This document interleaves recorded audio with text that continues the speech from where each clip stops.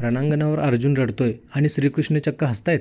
आपल्या लाडक्या मित्राला अशा अवस्थेत पाहून श्रीकृष्णांच्या चेहऱ्यावर हे हसू कशासाठी?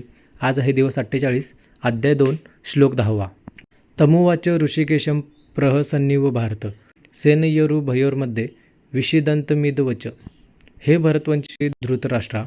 त्यानंतर दोन्ही सैन्यांच्या मध्यभागी शोक करणाऱ्या त्या अर्जुनाला श्रीकृष्ण जणू हसतच असे वचन बोलले.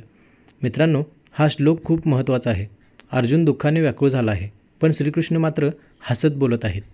हे हसू अर्जुनाचा अपमान करण्यासाठी नव्हतं, तर ते एका मातेच्या मायेसारखं होतं, जे आपल्या मुलाला साध्या गोष्टीसाठी रडताना पाहून हसते.